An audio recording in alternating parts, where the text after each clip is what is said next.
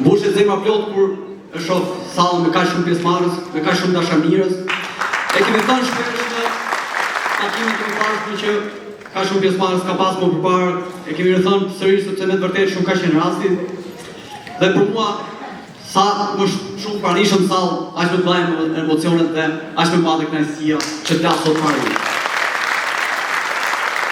Si përësuesi i listës së Kuksit, të doja shumë ta nisja këtë fjalë shkurtimisht me 2-3 konstatime që kemi parë nga terreni, mbi gjendjen e Hasit, mbi gjendjen e Kuksit, Hasit dhe Tërpojës.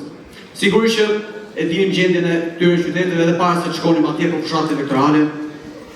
Praktikë sistematike, mungesë perspektive, mungesë shprese, mungesë infrastrukture, shkolla të rënuara, spitale pa mjek dhe pa ilaçe. Nga industria mund të shihen vetëm rënoja, nga turizmi vetëm malet që na ka falë natyra.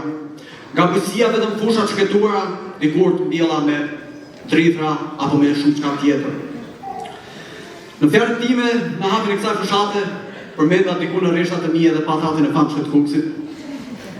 Në gati një muaj fushat elektorale në Kukës, nuk arrita ta provoj asnjëherë patatin e famshme të Shtadecit, jo se më mungoi dëshira, por se vendin ja kishte zënë patatja e lirë në portit, tipikisht nga Maqedonia Veriut, sepse fermeri Maqedonas subvencionohet shumë më mirë se sa fermeri kuksian e përrethoj konkuron dhe më lehtë në tregun e brendshëm.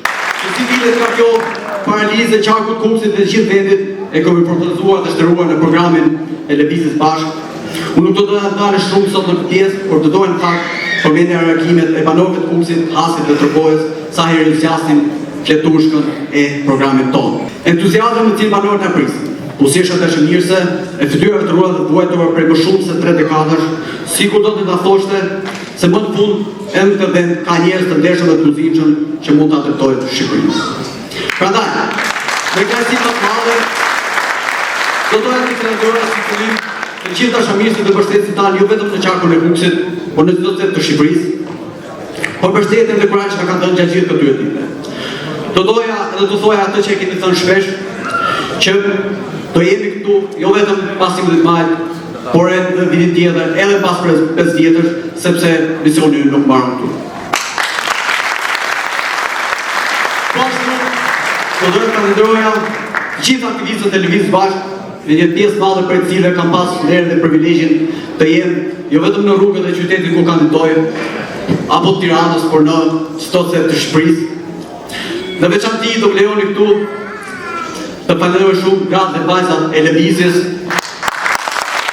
Për mua ka qenë një shembull i fortë për një gjë më të madhe se gjithë ne për Lëvizjen Bashkë.